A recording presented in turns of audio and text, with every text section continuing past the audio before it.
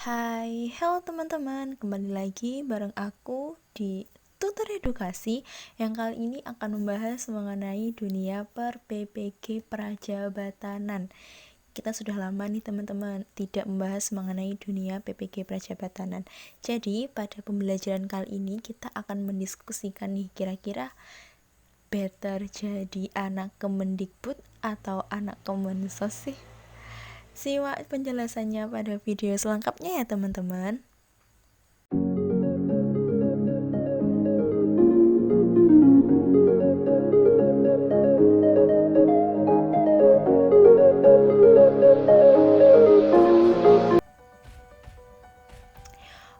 Oke, sekarang kita bahas terlebih dahulu alur menjadi guru profesional. Jadi di sini alur menjadi guru profesional tentunya yang pertama teman-teman harus menempuh sarjana kependidikan dulu, baik di kampus swasta maupun di kampus negeri. Ketika teman-teman sudah menempuh menjadi sarjana kependidikan, otomatis teman-teman mendapatkan gelar SPD. Dan saat ini, jika teman-teman ingin mengajar menjadi guru profesional, teman-teman harus menempuh pendidikan profesi guru. Lah, mungkin di sini teman-teman muncul nih pertanyaan, loh tapi kan si A lulus kuliah bisa langsung ngajar, atau si B tidak perlu nih menambah pendidikan profesi guru juga bisa menjadi seorang pendidik gitu ya teman-teman. Jawabannya benar teman-teman, sebenarnya ada beberapa sekolah yang memang masih menerima tamatan sarjana kependidikan untuk mengajar di sekolahnya, terutama di sekolah-sekolah swasta. Mengapa? Dengan alasan anak-anak dari sarjana kependidikan tersebut sudah memiliki kualifikasi untuk menjadi seorang pendidik. Namun, mereka belum dapat dikatakan sebagai guru profesional. Kenapa teman-teman? Karena mereka belum menempuh pendidikan profesi guru. Namun, di sini apabila teman-teman ingin untuk mendapatkan jenjang karir yang lebih jelas, seperti teman-teman sebagai guru P3K, guru CPNS, teman-teman juga tetap harus menempuh pendidikan profesi guru. Mengapa? Karena pemerintah sudah mewajibkan bahwa guru-guru harus memiliki sertifikat pendidik dengan menempuh pendidikan profesi guru sebelum terjun menjadi pendidik-pendidik di berbagai sekolah, teman-teman. Kemudian ketika teman-teman selesai nih menempuh pendidikan profesi guru, teman-teman akan mendapatkan tambahan gelar. Gelarnya adalah GR. Jadi kalau teman-teman lulus sarjana kependidikan, gelarnya kan SPD. Dan ketika teman-teman telah menempuh pendidikan profesi guru, gelar teman-teman menambah GR. Jadi SPD GR. Kemudian setelah teman-teman menempuh pendidikan profesi guru, teman-teman itu boleh loh mengikuti beberapa tahapan alur seleksi. Teman-teman bisa daftar di sekolah swasta, teman-teman bisa mengikuti seleksi P3K, kemudian teman-teman juga bisa mengikuti seleksi sekolah rakyat yang hari ini menjadi berita hangat untuk diperbincangkan. Teman-teman juga bisa daftar sebagai CASN. Untuk seleksi P3K itu sendiri memang berada di bawah naungan Kemendikbud ya teman-teman, Kementerian Pendidikan dan Kebudayaan. Sedangkan untuk sekolah rakyat ini sendiri berada di bawah naungan Kemensos. Oke teman-teman yang sudah menonton video pembelajaran sebelumnya, kita sudah bahas mengenai apa sih sekolah rakyat itu gitu kan. Jadi perbedaannya kalau seleksi P3K itu di bawah naungan Kemendikbud, sedangkan sekolah rakyat berada di bawah naungan dari Kemensos. Oke, selanjutnya kita akan bahas apa sih perbedaannya. Sudah aku spill sebelumnya. Jadi secara garis besar perbedaannya hanya berada pada instansi yang menaungi teman-teman. Jika P3K di bawah naungan Kementerian Pendidikan, sedangkan sekolah rakyat berada di bawah naungan Kementerian Sosial. Kemudian lalu tahapan seleksinya bagaimana sih? Itu kan dari dua instansi yang berbeda. Kemudian bagaimana nih alur seleksinya?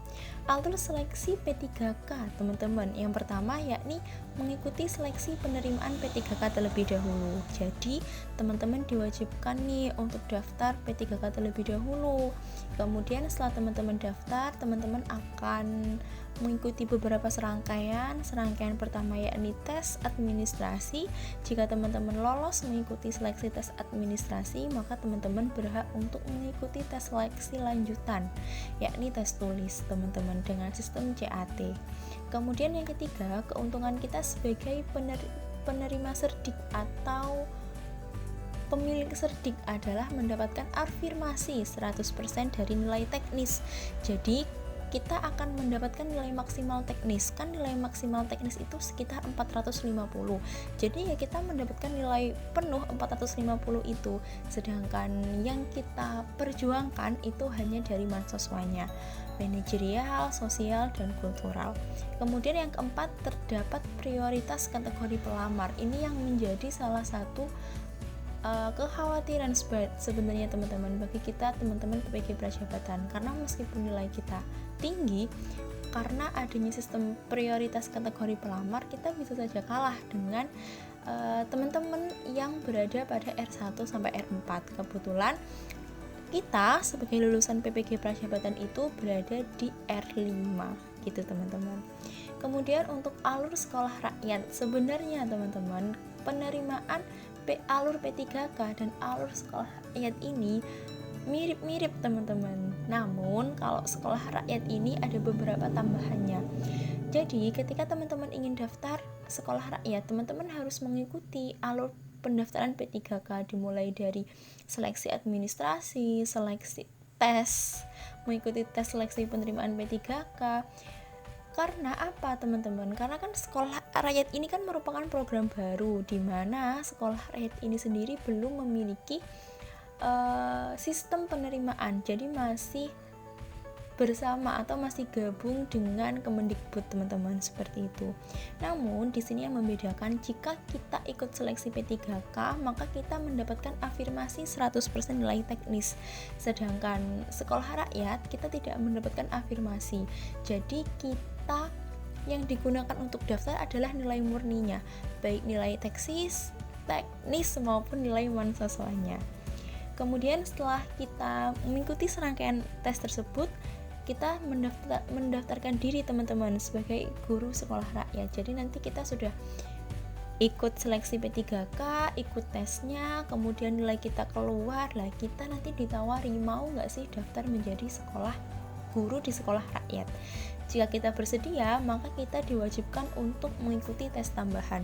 Tes tambahannya itu ada 3 teman-teman, yakni tes wawancara, tes TOEFL, dan juga tes psikotes, di mana ketiga tes ini dilaksanakan secara online. Jika tes P3K itu kan dilaksanakan di BKN pusat ya teman-teman, tapi kalau untuk tes tambahan di sekolah rakyat ini sistemnya online teman-teman.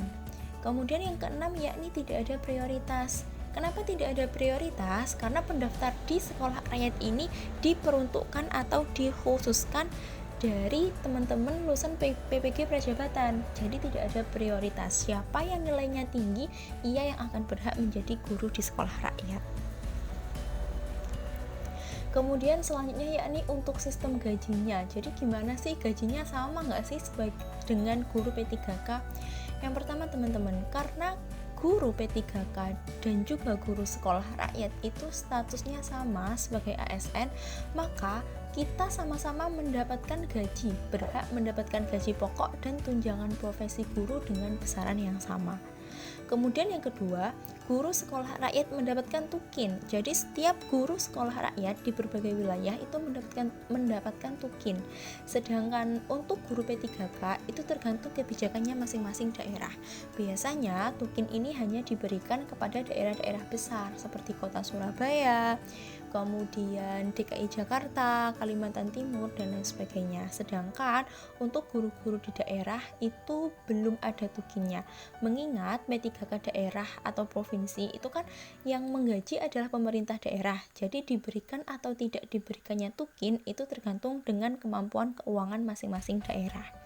Kemudian yang ketiga, sama-sama mendapatkan tunjangan fungsional guru. Jadi yang membedakan dari sistem gajinya hanya tukinya saja ya teman-teman. Kemudian selanjutnya sistem sekolahnya. Terdapat perbedaan nih teman-teman antara sekolah umum dan sekolah rakyat. Yang pertama, sekolah umum itu sifatnya non-asrama. Jadi kegiatan pembelajarannya itu pulang pergi, di mana siswa di sekolah berada sekitar 8 jam. Sedangkan sekolah rakyat itu asrama teman-teman, sistemnya tuh asrama 24 jam di sekolah. Maaf ya teman-teman, ini ada kesalahan penulisan, seharusnya asrama, dimana sistem pendidikannya itu adalah boarding school, jadi 24 jam di sekolah. Otomatis sistemnya mereka akan mengikuti kegiatan pembelajaran di sekolah, kemudian setelah sekolah juga masih ada kegiatan-kegiatan lain yang bisa mereka lakukan. Kemudian yang kedua, mengikuti kurikulum nasional teman-teman. Lah, kalau sekolah umum itu mengikuti kurikulum nasional yang ditujukan untuk mempersiapkan anak-anak atau siswa pada mata pelajaran yang akan membantu mereka untuk melanjutkan pendidikan di tingkat yang lebih tinggi. Misalkan SMP berarti untuk SMA dipersiapkan untuk kuliah, seperti itu. Sedangkan sekolah rakyat menggunakan kurikulum nasional yang disesuaikan di sini tanda kutip lebih ditekankan kepada kedisiplinan, kepemimpinan, dan berbagai relevansi keterampilan yang relevan gitu dengan masyarakat sekitar, dengan apa yang dibutuhkan oleh masyarakat sekitar. Kemudian yang ketiga, mengenai biaya pendidikannya teman-teman. Kalau untuk sekolah umum, biaya pendidikannya itu bervariasi. Sekolah umum itu kan ada 2 kategori ya teman-teman, antara sekolah swasta dan sekolah negeri. Kalau di beberapa daerah, sekolah negeri itu memang sudah digratiskan, baik dari SPP, uang gedung, dan lain sebagainya. Sedangkan di swasta itu masih ada beberapa pembayaran itu yang bervariasi, antar satu sekolah dengan sekolah lain itu berbeda. Sedangkan sekolah rakyat itu biaya pendidikannya gratis 100% ditanggung oleh pemerintah. Kemudian lalu better ikut P3K atau guru sekolah rakyat nih. Mungkin di sini teman-teman juga bingung ya, kira-kira aku sebenarnya better untuk jadi guru P3K atau sekolah rakyat. Jadi di sini teman-teman ada beberapa poin yang dapat membantu teman-teman untuk mempertimbangkan pilihan antara daftar menjadi guru P3K atau guru sekolah rakyat. Kita bahas pertama-tama dari guru P3K. Yang pertama, jenjang karir jelas. Kenapa aku menyebutkan jenjang karir jelas? Karena guru P3K ini sudah jelas teman-teman. Dari dulu sampai selanjutnya keberlanjutan programnya sudah jelas. Jenjang karir jelas itu dari keberlanjutan programnya dan juga dari jenjang karir teman-teman. Jadi teman-teman misalkan daftar P3K jadi seorang guru, teman-teman akan sangat berpeluang tinggi agar teman-teman bisa menjadi kepala sekolah, teman-teman bisa menjadi pengawas, dan lain sebagainya. Jadi jenjang karir yang ditawarkan itu sangat jelas. Kemudian yang kedua, peluang mutasi lebih banyak, mengingat sekolah-sekolah umum itu kan jumlahnya lebih banyak teman-teman ya daripada sekolah rakyat. Jadi peluang mutasi menjadi lebih banyak.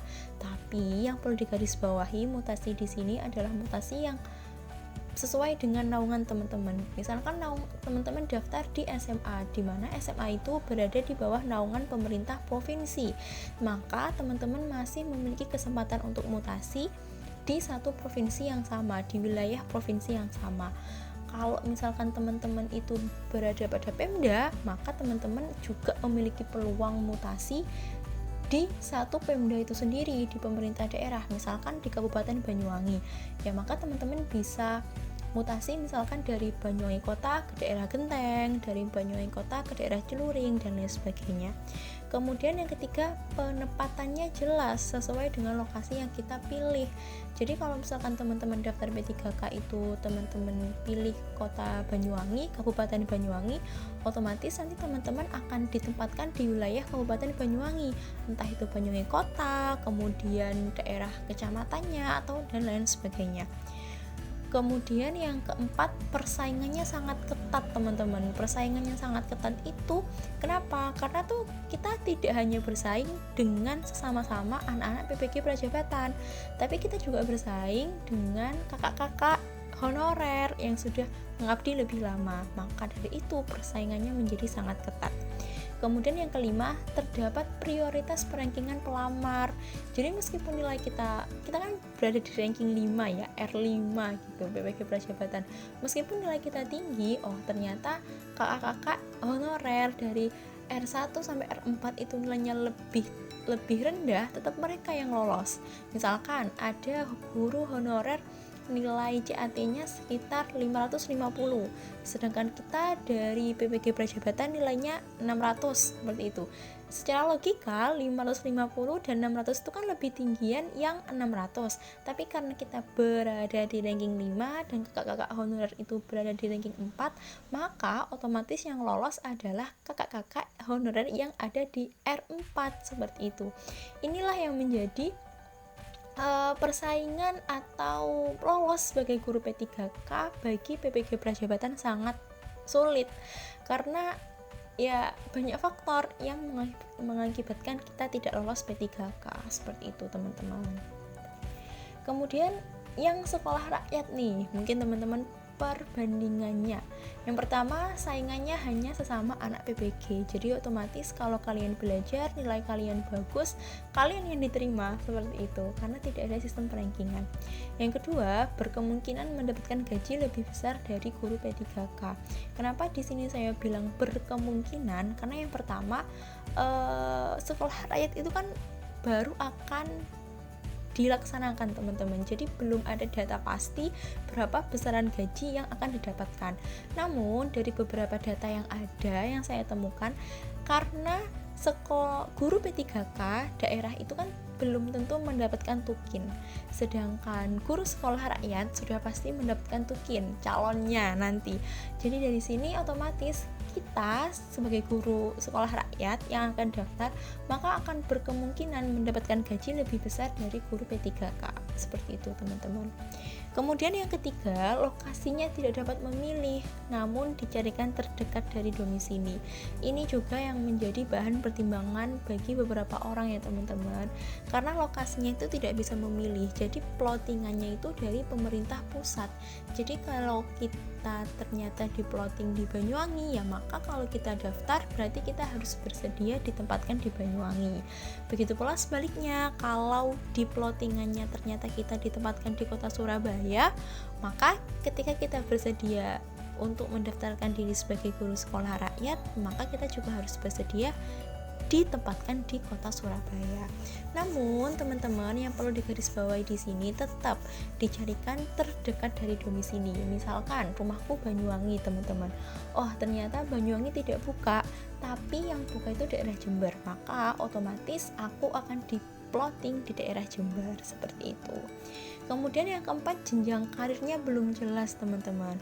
Kenapa aku bilang jenjang karirnya belum jelas? Karena kan PPGE, karena sekolah rakyat ini kan program baru, kita belum tahu kedepannya gimana. Kemungkinan dibuka secara besar-besaran, bisa saja 5 tahun kemudian dievaluasi dan ternyata programnya tidak maksimal, bisa saja ditutup atau dialihkan ke program lain. Jadi jenjang karirnya ini memang belum jelas. Ini adalah salah satu kelemahan dari kita sebagai guru sekolah rakyat. Namun di sini yang perlu digarisbawahi, tentunya ketika suatu program itu dievaluasi dan memiliki dampak, otomatis pemerintah juga akan memikirkan berbagai dampaknya. Misalkan, ternyata guru sekolah rakyat ini dievaluasi kurang berjalan maksimal, otomatis kita juga akan dialihfungsikan entah menjadi guru sekolah umum, kemudian beralih status menjadi guru di bawah naungan Kemendikbud, atau mungkin kita juga dapat ditarik di kantor Kemensos di daerah setempat dan lain sebagainya. Jadi memang belum jelas, tapi kalau kita tidak mencoba untuk terlibat dalam program ini, maka kita juga akan belum tahu bagaimana kelanjutannya teman-teman. Oke teman-teman, kita sudah berada di kesimpulan. Jadi kalau misalkan ditanya lagi prefer untuk daftar guru sekolah rakyat atau guru P3K, tentunya tidak ada jawaban yang pasti dari itu semua ya teman-teman. Karena apa? Karena keduanya memiliki kelebihan dan kekurangannya masing-masing. Pilihan yang paling sesuai Jadi teman-teman tuh harus memilih yang paling sesuai dengan kondisi dan preferensi pribadi teman-teman gitu. Karena sesungguhnya dimanapun Anda mengabdi, dimanapun kita mengabdi, maka kemuliaan yang senantiasa akan menyertai gitu ya teman-teman. Jadi jangan pernah takut untuk mencoba, jangan pernah takut untuk melangkah. Dipastikan Tuhan itu tidak akan salah memilih pundak dan memilih langkah mana yang akan kita tempuh. Di balik semua hal yang kita lalui pasti akan indah pada waktunya. Oke teman-teman, terima kasih yang sudah meluangkan waktunya untuk menonton video pembelajaran kali ini. Terima kasih. Mungkin ada pertanyaan yang masih mengganjal di teman-teman mengenai PPG Prajabatan, kemudian mengenai Kemendikbud, Kemensos, dan berbagai programnya. Teman-teman bisa drop out pertanyaannya di kolom komentar. Oke teman-teman, see you in the next video and bye bye teman-teman.